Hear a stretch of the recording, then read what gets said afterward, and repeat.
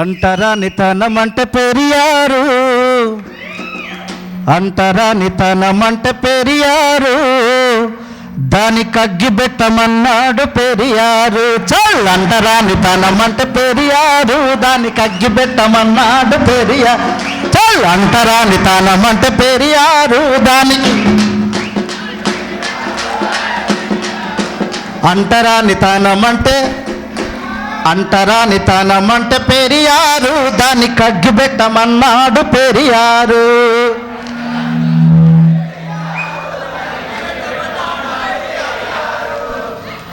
Black panther అంటే నరేష్ నన్ను ఒక్కనే అనుకున్నాడు, కానీ ఇంతమంది బ్లాక్ ప్యాంథర్స్ ఉన్నందుకు మీ అందరికీ హ్యాట్స్ అప్ ఒకసారి గట్టిగా. అంటరానితనం అంటే పెరియారు, దానికి అగ్గి పెట్టమన్నాడు పెరియారు. చాల్ అంటరానితనం అంటే పెరియారు, దానికి అగ్గి పెట్టమన్నాడు పెరియారు. మూఢనమ్మకాలంటే పెరియారు, దాన్ని ముంచి తన్నమన్నాడు పెరియారు. చాల్ మూఢనమ్మకాలంటే పెరియారు, దాన్ని ముంచి తన్నమన్నాడు పెరియారు. మనువాదం అంటే పెరియారు, దాన్ని మంట పెట్టమన్నాడు పెరియారు. మనువాదం అంటే పెరియారు, దాని మంట పెట్టమన్నాడు పెరియారు. బ్రహ్మనిజం అంటే పెరియారు, దాని బద్దలు కొట్టన్నాడు పెరియారు. పెరియారు పెరియారు చల్ పెరియారు పెరియారు పెరియారు, నువ్వు మనువాద గుండెల్ల రివల్వరు. చల్ పెరియారు పెరియారు పెరియారు, నువ్వు మనువాద గుండెల్ల రివల్వరు. పెరియారు పెరియారు పెరియారు, నీకు బహుజనులందరి జోహారు. పెరియారు పెరియారు పెరియారు, నీకు బహుజనులందరి జోహారు. జోహార్ పెరియార్, జోహార్ చదువుల తల్లి సావిత్రిబాయి ఫులే, జోహార్ మహాత్మా జ్యోతిరావు ఫులే, జోహార్ భారత్ పితా Babasaheb Ambedkar. Save constitution, save India, save constitution. మిత్రులారా, మీకు అందరికి ఆకలి అవుతున్నది, ఎందుకంటే నరేష్ ముచ్చట పెడతాడు కానీ అన్నం చాలా తక్కువ పెడతాడు. ఎందుకంటే ఆయనకే గతుండదు కాబట్టి. మాలక్కనే ఉపాసాలు అనుకుంటూనే తిరిగిన కానీ ఎప్పుడు కూడా తన కమిట్మెంటును ఎక్కడ కూడా తప్పలేదు. దట్ ఈస్ నరేష్, నలిగంటి శరత్ ఇద్దరు ఉన్నారు. అంతమంది బుద్ధుడు ఈ గుయ్యి ఎందుకంటే అండి, ఓకే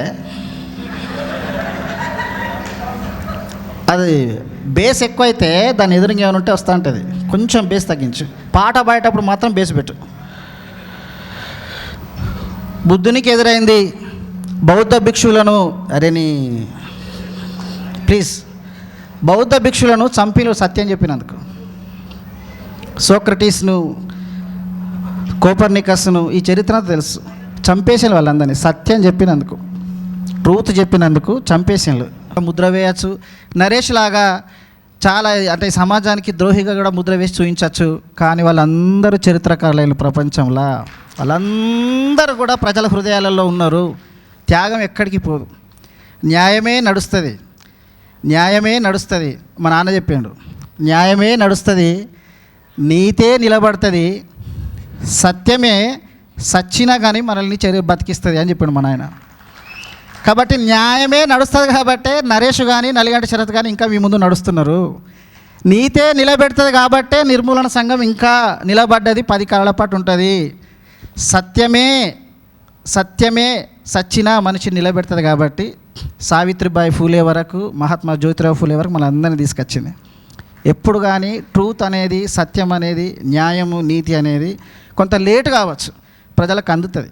అంబేద్కర్ యుద్ధం చేసేటప్పుడు మనందరం లేము. మహాత్మా జ్యోతిరావు ఫూలే టీచర్. ఒక టీచర్ అంటే ఎట్లా ఉండాలి అని అంటే ఫస్ట్ మనకి ఎవరున్నారు, ఎవరు చూపిస్తారు ఇక్కడ? సర్వేపల్లి రాధాకృష్ణనో లేదా చదువుల తల్లి అంటే ఇంకో తల్లినో చూపిస్తారు. కానీ అక్షరాలు లేకుండా 3000 ఏళ్ళ నుంచి కనీసం బట్టలు లేకుండా పశువుల కన్నా హీనంగా ఉంటే ఏ సారు ఏ దేవత కూడా రక్షించలే. ఆ టైంలో సావిత్రిబాయి ఫూలే వచ్చి మనకు చదువు చెప్పింది. ఎవ్వరు పట్టించుకోలేని కాలంలో మనకు వచ్చి ఆమె ఎట్లా చచ్చిపోయిందో తెలుసా? మన వాడలకు, అంటరాని వాడలకు వచ్చి. అప్పుడు ఎంత భయంకరమైన రోగాలు. ఎందుకు అంటరానోళ్లకు ఎక్కువ రోగాలు రావడము? ఈ హార్ట్కి సంబంధించింది, లంగ్స్కి సంబంధించింది ఎందుకు వస్తున్నాయి? శ్మశానంలో ఉంటారు కాబట్టి. మనిషి బాడీ అనేది ఎంత పాయిజన్. నువ్వు ఏ పశువు బాడీ అంటే ఏ పశువు చనిపోయినా తీసుకుపోయి మన పొలాలు వేస్తారు. ఎప్పుడన్నా మనిషిని అట్లా చూసిందా? అత్యంత పాయిజన్. ఆ పాయిజన్ ఏరియాలో ఉండేటోళ్ళకి ఎన్ని రోగాలు వస్తాయి. ఆ రోగాల దగ్గరికి వచ్చి వాళ్ళకు రోగాలు వచ్చి మరణాలు జరుగుతున్న సందర్భంలో కూడా చాలామంది వాడలు చచ్చిపోతుంటే కూడా ఆమె జ్ఞానంతో ఈ బుర్రకు సంబంధించినటువంటి చికిత్స చేసింది. అట్లనే శారీరకమైన మనకు ఈ భౌతికంగా వచ్చేటువంటి రోగాలు కూడా మన బాధలను ఎట్లా పంచుకున్నది కూడా అట్లనే మన రోగాలను కూడా పంచుకొని అట్లనే కన్నుమూసింది. ఎవరు? ఎంత రుణపడి ఉండాలి మనం.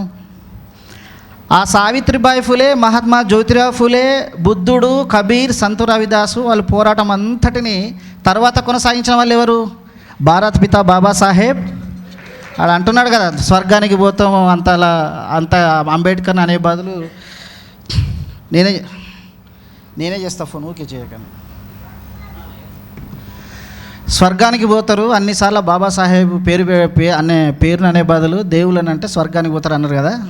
ఎవరు అమిషన్ అన్నది? స్వర్గాలు నరకాలు సరే, వాళ్ళ స్వర్గంలో కంచైలే సార్ ఏమన్నాడు అంటే వాళ్ళ స్వర్గాలలో మరి బీఫ్ ఉంటుందో ఉండదో శరతారు అన్నాడు. అలా బీఫ్ లేదనుకో, ఇప్పుడు ఆడికి పోయి ఏం చేయాలి? బాబు మార్లే ఉన్నాడు, you can pool some people some time. వాళ్ళందరూ అదే తింటారు. Beef secret of my energy, beef secret of our knowledge. Socrates, Aristotle, Plato, Buddha, Muhammad, Jesus, Marx, Ambedkar, Newton, Einstein, Stephen Hawking, Martin Luther, Malcolm X, Stalin, Lenin, Lincoln, Che Guevara, Paul Robson, Michael Jackson. All the lessons are beef eaters, beef secrets of my energy. ఆడికి పోయేసరికి పప్పు పెట్టింది అనుకుని నాకు స్వర్గం అవుతుంది. అది పోయింది.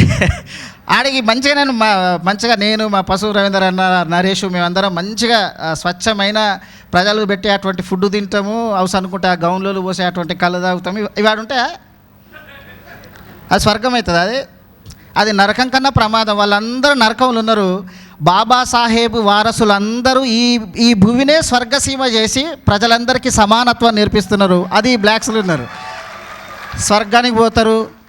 ఒకవేళ మీరు స్వర్గానికి ఎవరన్నా వాళ్ళ తాతలు పోయినలో లేదో, అది అసలు దాని అడ్రస్ ఎక్కడ ఉన్నదో ఇప్పటిదాకా ఎవరికి చెప్తలేరు. కానీ ఒకవేళ వాళ్ళు దేవుళ్ళు అయితే, వాళ్ళ దేవుళ్ళని నమ్ముకుంటే స్వర్గానికి పోతే ఆ దేవుళ్ళందరూ కూడా 3000 ఏళ్ళుగా ఎవరికి చదువు లేకపోతే ఒక్కరికి చదువు చెప్పలేదు, బట్టలు లేకపోతే ఒక్కరికి బట్టలు ఇవ్వలేదు, చదువుకున్నందుకు నాలుకేళ్ళకి వస్తా అంటే ఒక్కరు ఆపలేదు, చెవులలో సీసాలు పోతా అంటే ఏ దేవుడు కనీసం ఇది తప్పు అని చెప్పలేదు, ఏ మహాత్ముడు చెప్పలేడు.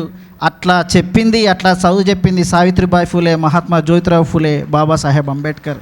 కాబట్టి ఒకవేళ దేవుళ్ళను 1000 సార్లు కాదు కదా, మీ అందరూ దేవుళ్ళందరూ ఒకవైపు అయితే బాబాసాహెబ్ అంబేద్కర్ మీ దేవుళ్ళ కన్నా 1000 రెట్ల గొప్పడు మాకు, 1000 రెట్ల గొప్పడు మాకు.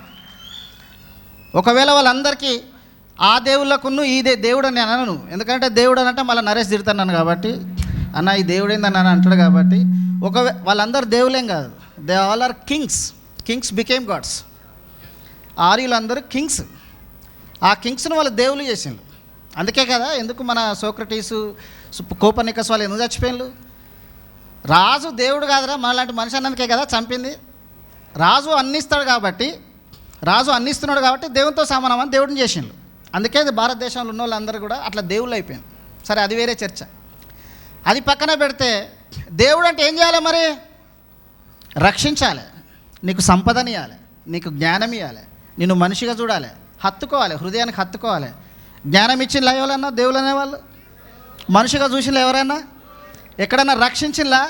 నీ తలకాయలు తెంపుతా అంటే 3000 ఏళ్ళ నుంచి ఊచకోతకు వస్తా అంటే అంటరానోనిగా బట్టలు లేకుండా మూతికి ముంత పెట్టి ముడ్డికి చీపురు కట్టి నికృష్టమైనటువంటి పరిస్థితుల్లోకి నెట్టబడి వాళ్ళ గొంతులు కొత్తా అంటే ఎప్పుడన్నా ఏ దేవుడన్నా కాపాడిండా? ఒక్క బాబాసాహెబ్ కాపాడండి. మన ఎన్ని రేట్ల వాళ్ళ దేవుళ్ళ కన్నా గొప్పవాడు అట్లా అనుకుంటే. ఏ తల్లి అయినా చదువు చెప్పిందా మనకు? ఎప్పుడన్నా చెప్పిందా?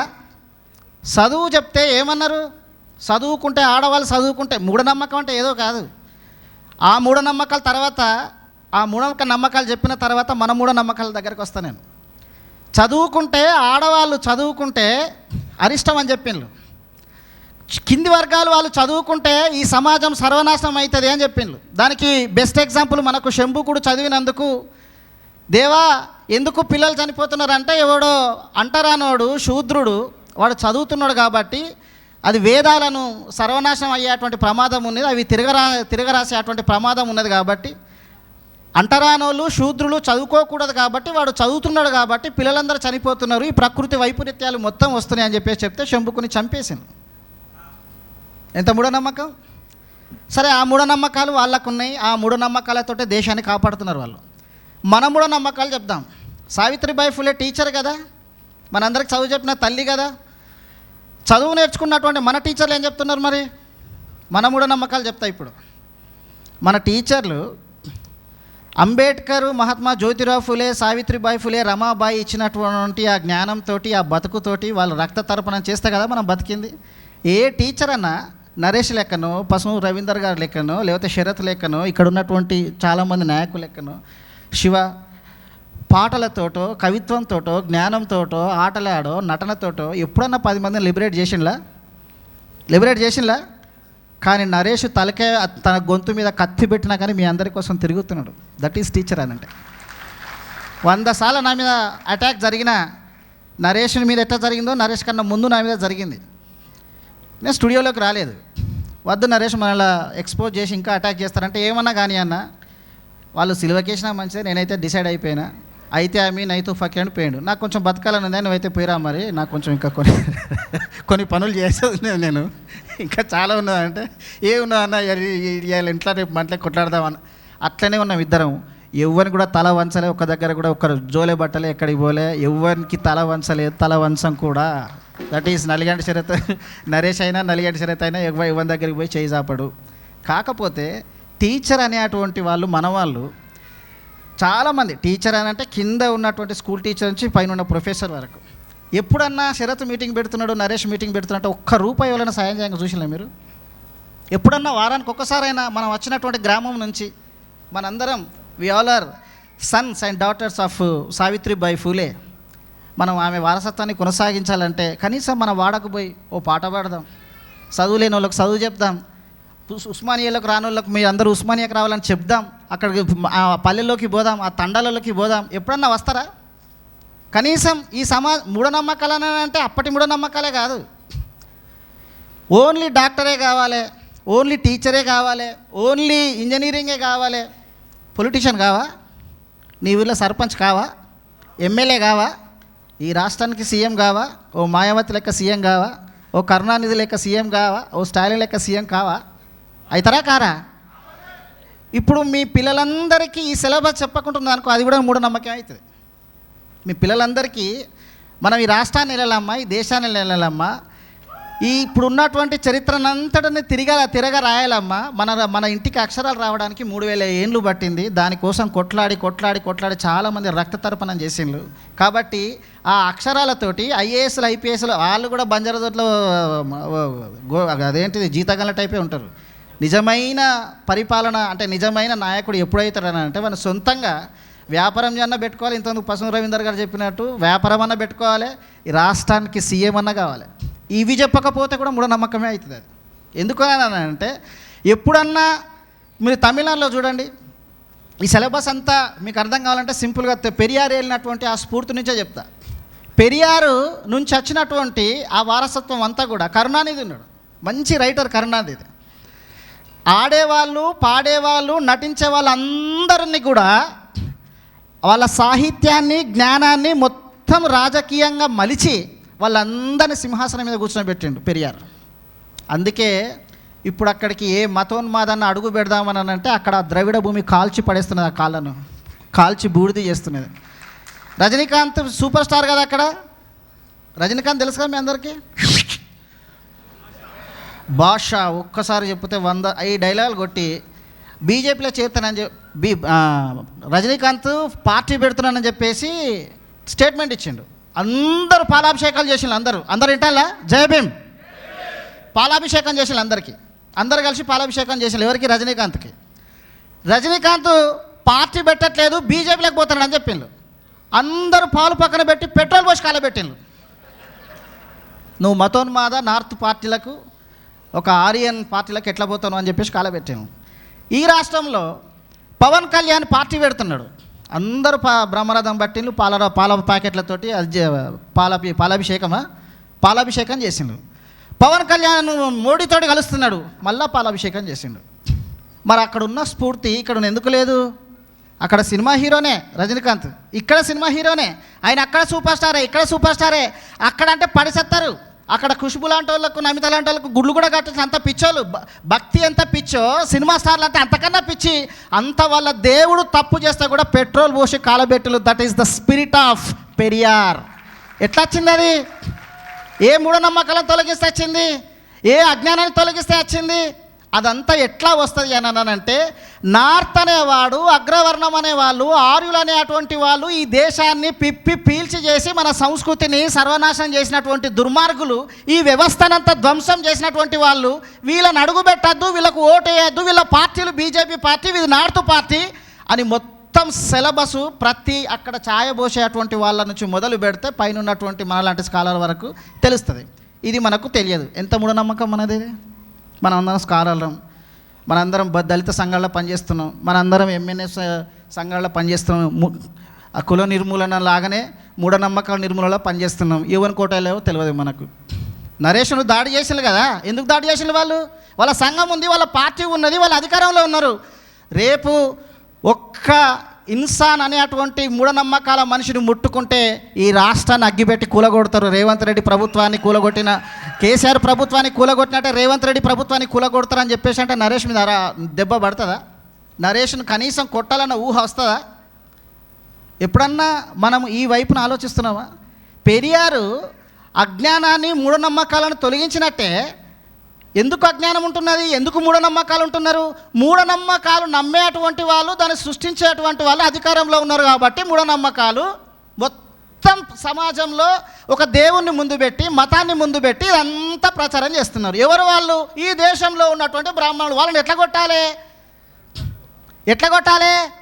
ఒక్క మూఢనమ్మక అంటే ఒక మీటింగ్ పెడితేనే అవుతుందా? దానికి వ్యతిరేకమైన సంఘం పెడితేనే అవుతుందా? అట్లా పెట్టలేదు. ఒక్క సంఘం మాత్రమే పెట్టలేదు. సైన్స్ను ఎట్లయితే వెదజల్లిండో, ఎట్లయితే ప్రచారం చేసిండో, నరేష్ లాగా ఇప్పుడు ఎట్లయితే మీకు అందరికి చెప్పకుండా ఊరు తిరుగుకుంటా అట్లా చెప్పినట్టే వాళ్ళ పీఠాలు ఈ మతానికి ఇప్పుడు ఏం చేసిండ్రు? మోడీ అనేటువంటి ఒక రాజుని మతం తయారు చేసి అక్కడ పెట్టింది, అంతే కదా? మతము తయారు చేసి రాజును తయారు చేస్తుంది. ఆ రాజు ఆ మతాన్ని కాపాడతాడు ఎక్కడ కానీ. అందుకే ట్రంప్ అయితే అంటాడు, మోడీ అయితే అంటాడు. అందుకే భారతదేశంలో ఎవరన్నా డక్కలోడో, సింధోడో, బీసోడో, మ్యాస్టోడో, మదిగోడో, మంగళోడో అవుతాడా? పోనీ ముస్లిమోడో, క్రిస్టియనోడో, బౌద్ధుడు అవుతున్నాడా? ఎవరైతున్నారు? ఓన్లీ బ్రాహ్మణులే అవుతున్నారు. అయితే కాంగ్రెస్ బ్రాహ్మణుడు కావాలి, లేదా బీజేపీ బ్రాహ్మణుడు కావాలి. నేను కాంగ్రెస్నో బీజేపీనో తిట్టట్లేదు. బ్రాహ్మణులకు సంబంధించినటువంటి వాళ్ళే అవుతారు. ఓ ఇద్దరు ముగ్గురు బీసీలో లేకపోతే ఒక క్షత్రియ కావచ్చు. కానీ భారతదేశ చరిత్ర అంతా కూడా ముఖ్యమంత్రులు కానీ ప్రధానమంత్రులు కానీ మొత్తం వాళ్ళే ఎందుకున్నారు? వాళ్ళ సంస్కృతి, వాళ్ళకు సంబంధించినటువంటి మతము రాజును తయారు చేస్తుంది. ఆ రాజు ఆ మతాన్ని కాపాడతాడు. ఈ తెలియకపోతే ఎంత మూఢనమ్మకం మనకు. రాజనీతి తెలియకపోతే మహాత్మా జ్యోతిరావు ఫూలే, సావిత్రిబాయి ఫూలే ఈ టీచర్స్ డే రోజు, సావిత్రిబాయి ఫూలే జయంతి రోజు 200 సంవత్సరాల క్రితం, ఇంకో 6 సంవత్సరాలు అయితే 200 సంవత్సరాలు అయితే వాళ్ళు పుట్టి 200 సంవత్సరాల క్రితమే ఇది ఎరిగి వాళ్ళు ఈ ఒక సేవ మాత్రమే కాదు, ఈ సేవ అంటే ఇంత మనం ఎంత సేవ చేసినా ఈ ఫాసిజం ఇట్లనే ఉంటుంది కాబట్టి దీన్ని ధ్వంసం చేయాలని చెప్తే వాళ్ళ జ్ఞానాన్ని, వాళ్ళ పోరాటాన్ని, వాళ్ళ యొక్క స్ఫూర్తిని, త్యాగాన్ని భారత్ పిత బాబాసాహెబ్ అంబేద్కర్ కాన్స్టిట్యూషన్లో పెట్టి అందరు ఆడపిల్లలు చదువుకోలే, 50% రిజర్వేషన్ ఉండాలి ఆడపిల్లలకు. ఎక్కడి నుంచి వచ్చిందా స్ఫూర్తి? ఆ మూఢనమ్మకాలను చదువుకోవద్దు అని వాళ్ళు చెప్పిండ్రు, చదువుకోవాలని అంబేద్కర్ చెప్పిండు. బయటికి రావద్దు అని వాళ్ళు చెప్పిండ్రు, బయటికి రావాలని వీళ్ళు చెప్పిండ్రు. భారత రాజ్యాంగం చూడండి ఎంత విచిత్రంగా ఉంటుందో, ఎంత విరుద్ధంగా ఉంటుందో వాళ్ళు చెప్పినటువంటి మూఢనమ్మకాలకు. అంబేద్కర్ రాసినటువంటి ఈ సైంటిఫిక్ గ్రంథానికి ఎంత తేడా ఉంటుందో చూడండి. వాళ్ళు చదవద్దు అన్నారు, చదువుకోవాలని చెప్పిండ్రు. ఆడపిల్లలకు నిర్ణయ శక్తి ఉండొద్దు అన్నారు, ఉండాలి అని చెప్పిండ్రు. వాళ్ళకు ఏ హక్కులు ఉండద్దు కింది వర్గాలకు అన్నారు. సర్వ హక్కులు ఉండాలి. మాట్లాడే హక్కు, జీవించే హక్కు. శరత, నరేష, పశు, రవీందర, లేకపోతే ఇక్కడ ఉన్నటువంటి శివ, ఎవరైనా సరే వాళ్ళకి ఇష్టమైన వాళ్ళ మతాన్ని, వాళ్ళ దేవుళ్ళను, వాళ్ళకు ఉండే సంస్కృతిని వాళ్ళు చేసుకోవచ్చు అని వాళ్ళు చెప్పింది. ఎవ్వడు కూడా భూమి ఉండకూడదు ఎవరికి అని వాళ్ళు చెప్పిండ్రు. భారత రాజ్యాంగం ఏం చెప్పింది? ఎవరికైనా తప్పకుండా అందరికీ భూమి ఉండాలని భారత రాజ్యాంగం చెప్పింది. వాళ్ళు అసలే పరిపాలనలోకి రాకూడదు అని అంటే ఈ దేశంలో అంటే శూద్రుడు అంటరానుడే కాదు, విధవరాలైనటువంటి వాళ్ళు కూడా దేశ ప్రధాని కావచ్చని ఇందిరాగాంధీ అయింది. That is the power of constitution. ఏదైతే వాళ్ళు తప్పని చెప్పిలో అదంతా రైట్ అని చెప్పింది భారత రాజ్యాంగం. ఎక్కడి నుంచి ఆ స్ఫూర్తి అంతా? మహాత్మా జ్యోతిరావు ఫులే, సావిత్రిబాయి ఫులే, బుద్ధుని స్ఫూర్తి నుంచే రాజ్యాంగం తయారు చేసి ప్రతి హక్కునలో పెట్టిండు. వాళ్ళు ఏదైతే మూఢనమ్మకం అన్నారో అదంతా సైంటిఫిక్గా నిరూపించిన అంబేద్కర్. వాళ్ళు ఏదైతే చేయకూడదు అన్నారో, ఏదైతే ఆధిపత్య వర్గాలకు సంస్కృతికి సంబంధించిన, ఆర్యన్ సంస్కృతికి సంబంధించిన అని చెప్పేసి వాళ్ళు నిక్షిప్తం చేసిందో మొత్తం ఆ సంస్కృతిని ఒక్క మాటతోటి, ఒక్క లైన్ తోటి, ఒక్క యాక్ట్ తోటి ధ్వంసం చేసి పెట్టిండు. ఆ మూఢనమ్మకాలను తలగబెట్టి పెట్టిండు. ఏ మతములైనా, వాళ్ళు బైబిలా, లేకపోతే వాళ్ళు ఖురానా, లేకపోతే భగవద్గీత, ఎవరైనా సరే నీకు బాధలు అయితే మాత్రం భారత రాజ్యాంగం తప్ప వేరే గతే లేదని చెప్పేసిండు. ఆ మూఢనమ్మకాల నుంచి బయటికి తీసుకొచ్చిండు. ఇదంతా మన పిల్లలకు చెప్పాలా వద్దా? ఇది మూఢనమ్మకాలా కదా? మనం చెప్పకపోతే తమిళనాడులో ఒక బీసీ అయిండు ముఖ్యమంత్రి, బీసీ తర్వాత మళ్ళీ బీసీ అయిండు ముఖ్యమంత్రి. మరి తెలంగాణలో ఎందుకైతే లేరు? తెలంగాణలో ఎందుకైతే లేరు? ఒక ఎస్సీ, ఒక బీసీ. సంగిశెట్టి శ్రీనివాస్ గారిని పెద్దన్న వేదిక మీదకి రావాల్సిందిగా చప్పట్ల ద్వారా ఆహ్వానిద్దాం. ఎందుకైతే లేరు ఇక్కడ? నీకు ఎస్పీ వాళ్ళు అవుతున్నారు, బీఎస్పీ వాళ్ళ నుంచి యూపీలు అవుతున్నారు. అన్నాను తీసుకురా. చాలా రాష్ట్రాలలో బీసీలు, ఎస్సీలు అధికారంలోకి వస్తే పక్క రాష్ట్రంలో తమిళనాడే పెరియార్ స్ఫూర్తి, వేరే రాష్ట్రం కూడా నేను పోతలేను. పెరియార్ స్ఫూర్తితో ఉన్నటువంటి వాళ్ళు మంగలి కత్తితోటి మనువాద గొంతు కోసి అక్కడ స్టాలిన్ వాళ్ళ తండ్రి ఎవరు? కరుణానిధి 5 సార్లు ముఖ్యమంత్రి అయిండు. ఒక మంగళైన అయిండు, 5 సార్లు ముఖ్యమంత్రి అయిండు. మూఢనమ్మకాలను ఎట్లా కత్తరించిండు? ఒక్క ఉద్యమం చేస్తేనే కాదు, ఒక్క పాటలు పాడితేనే కాదు, మీటింగ్లు పెడితేనే కాదు. ఎవరైతే ఈ మూఢనమ్మకాలకు ప్రధాన కారకులో, ఎవరైతే ఈ మతాన్ని, దుర్మార్గమైన వ్యవస్థను తీసుకొచ్చిందో, ఆ మతాన్ని, ఆ కులాన్ని, ఆ హింసను, ఆ సంస్కృతిని సర్వనాశనం చేసి జిలిటన్ 6 పెట్టి కొలాప్స్ చేసి పడేసిండు పెరియార్. తర్వాత కరుణానిధి, ఇప్పుడున్న స్టాలిన్ వరకు. అందుకే అక్కడ పూజారులు బ్రాహ్మణులే ఉంటే తీసుకుపోయి మాలమాదిగోళ్ళని తీసుకుపోయి పూజారులను పెట్టించిండు. మూఢనమ్మకాలు ఒక్క దెబ్బతోటి కాల్చిపడేసింది. అక్కడ తమిళనాడు ప్రభుత్వం మొత్తం కాల్చిపడేసింది. అయినా నువ్వు ఆ స్ఫూర్తి నుంచి తెలంగాణ ప్రభుత్వం నుంచి తెలంగాణ ప్రభుత్వం అక్కడి నుంచి కాపీ కొట్టచ్చు, కానీ ఆ స్ఫూర్తి నువ్వు తీసుకోలేదు, తెలంగాణ ప్రభుత్వం తీసుకున్నది, ఇప్పుడున్న రేవంత్ రెడ్డి ప్రభుత్వం తీసుకున్నది. ఇక్కడ ఉన్నటువంటి వాళ్ళ కిందోళ్ళ గురించి మనం మాట్లాడకపోతే, అంబేద్కర్ విగ్రహం పెట్టకపోతే, సావిత్రిబాయి ఫూలేది ఎందుకు నీకు చదువులో తల్లి అని చెప్పేసి వాళ్ళు ప్రకటించిండ్రు. ప్రేమ ఉండా? వాళ్ళకు చాలా గౌరవం, మన మీద గౌరవం ఉండా, ప్రేమ ఉండా? భయంతో సావిత్రిబాయి ఫూలే పేరు చెప్పి ఆ ఓట్లని దొబ్బడం కోసం అంబేద్కర్ విగ్రహం పెట్టి, ఆ ఓట్లని దొబ్బడం కోసం అంబేద్కర్ విగ్రహం పెడతారు తప్ప అంబేద్కర్ ఆశయము, అంబేద్కర్ వారసులకు సంబంధించిన సింహాసనం వాళ్ళ పార్టీలలో ఉండదు. సావిత్రిబాయి ఫూలేకి సంబంధించినటువంటి స్ఫూర్తి వాళ్ళ పార్టీలలో ఉండదు. కాబట్టి అట్లనే చదువుల తల్లిని మీదికి భయంతో పెడుతున్నారు. కానీ ఈ మూఢనమ్మకాలను అంటే నీ మనస్సులో రాజకీయ పరమైనటువంటి మూఢనమ్మకాలను తొలగించలేనంత కాలం మనం టీచర్లుగా, నరేష్ ఎట్లయితే టీచర్ అయ్యి ఇవన్నీ మీకు బోధిస్తున్నాడో, మీరు కూడా టీచర్లుగా అయ్యి ఇవన్నీ బోధించకపోతే మనలో కూడా రాజకీయ మూఢత్వం అట్లనే ఉంటుంది. మూఢనమ్మకాలను వీటిని ధ్వంసం చేయాలి. కాబట్టి మిత్రులారా, మీ అందరికి ఆకలి అవుతుంది, నరేష్ కూడా ఆకలి అవుతున్నట్టున్న లేచిండు. కాబట్టి ఈ ఉద్యమాన్ని కొనసాగించాలి. మనలో ఉన్నటువంటి ఈ మూఢనమ్మకాలను ఎట్లయితే మనం బ్రాహ్మణిజాన్ని, ఎట్లయితే మతాన్ని మనం సవాల్ చేస్తున్నామో, మనలో ఉన్నటువంటి ఆ మూఢనమ్మకాలను కూడా తొలగించాలి.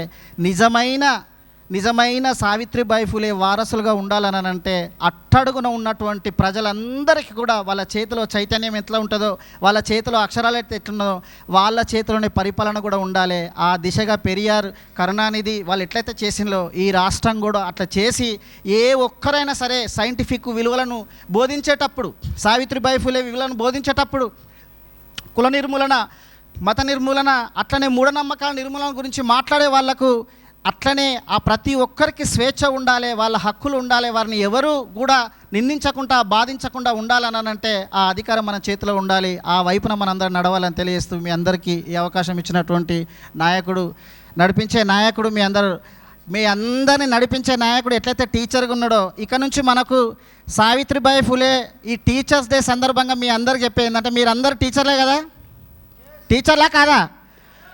బోధించేటోళ్ళు అందరూ టీచర్లేనే, గవర్నమెంట్ ఉద్యోగం వచ్చిన వాళ్ళు కాదు. వాళ్ళందరూ సోమరిపోతులు చాలామంది, అంటే అందులో పనిచేసే వాళ్ళు కూడా ఉన్నారు. కానీ గవర్నమెంట్ ఉద్యోగులు ఎట్లనో గవర్నమెంట్ టీచర్లు కూడా తింటారు పంటారు తప్ప ఒక్కరిని లిబరేట్ చేయరు. వాళ్ళు టీచర్లు కాదు. సావిత్రిబాయి ఫూలే, మహాత్మా జ్యోతిరావు ఫూలే, అంబేద్కర్, రమాబాయి, బుద్ధుడు ఇచ్చిన జ్ఞానాన్ని ప్రజలకు ఇట్లా నరేష్ లెక్క తిరిగి మాలాగా తిరిగి పంచుతారు చూసినావా, వాళ్ళే నిజమైన టీచర్లు. మీ అందరికీ టీచర్ దినోత్సవ శుభాకాంక్షలు. Thank you.